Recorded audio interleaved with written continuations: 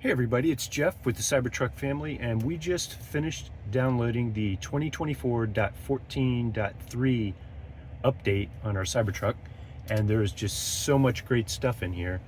I wanted to record a quick video.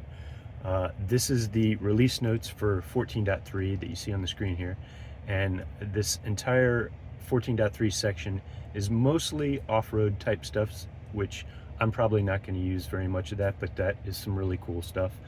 You've seen already on X a bunch of posts about all the new off-road modes and screens that allow you to access that kind of stuff, so that's pretty neat. Locking diffs, that's pretty cool. I'm just going to kind of flip through this really quick. Trail assist, slippery surface, ride handling with the load, and then Cybertent mode, that's really neat. But actually some of the stuff that I'm most excited about is in the 2024.14 base release.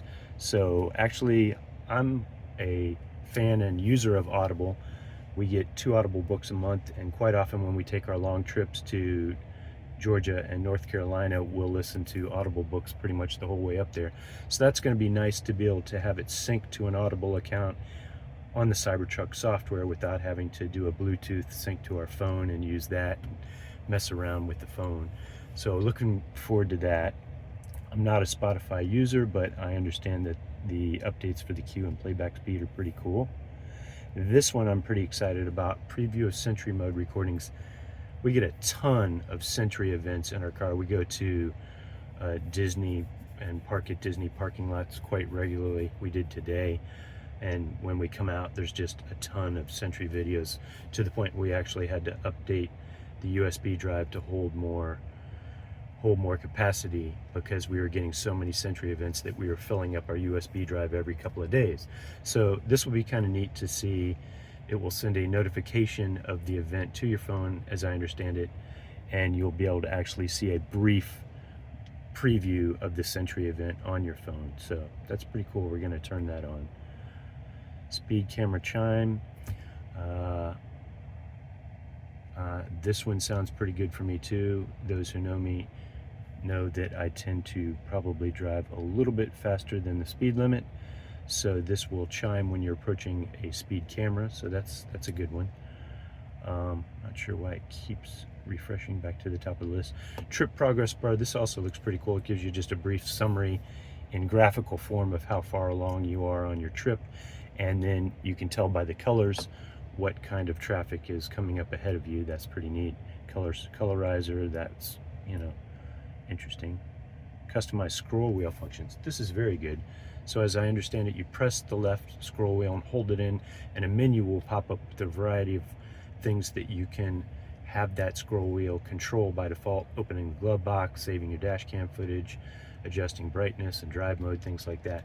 And once you pick one, the next time you hit the button, it will default to doing that function. So that's pretty cool. We're actually open our glove box quite often, so I might set that for that.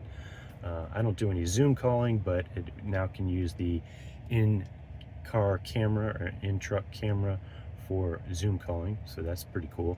This one is huge because my grandson is a big fan of beach buggy racing.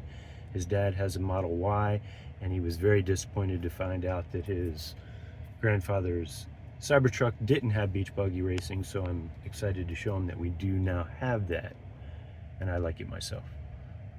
New lock sounds, that's kind of cool. We did set a custom lock sound already, so I'll have to check those out. Cabin overheat protection is huge. Just went to Magic Kingdom today, and as we were walking around the park, I pulled up my phone just to check and see what was going on, and the car was the Cybertruck was 134 degrees inside. So we had so much battery that I went ahead and turned on the air conditioning remotely and brought it down to 85, just because I got concerned that it was getting so hot in the car. So we actually just left the air on for the rest of the time we were at the park to keep it at 85, and that it's going to be nice to have the overheat protection, so it'll kick in automatically and not let it get too hot. Front passenger air vent, you can open or close. Okay, so this lets you individually control, I think, the passenger air vent. So if you're driving by yourself, you don't have to have the front passenger air vents open. So that's kind of nice. Improved turning circle. Looking to forward to trying this out. I guess they've adjusted the ability of both the front and the rear wheels to turn a little bit further counter to each other, so that when you do a U-turn, you can turn a slightly better circle. I'll have to try that one out. Better route availability. This just pops up a message at the top of your navigation list if there's a better route based on how you've set it, how much time you want to save on your route. So if you say, if you can save me 5 minutes, show me a better route, then it will pop up and do that and automatically take the route. Wiper controls, this just lets you control them with the scroll wheel now. Some general security improvements, and then just a whole bunch of other things like being able to use the browser in full screen mode if you're parked. And some of this is nice. The rear passengers can now see the trip details, so they don't have to ask you how much longer till we get there. They can see it themselves. So really neat stuff here. I'm excited to try some of it out. Talk to you later. Bye-bye.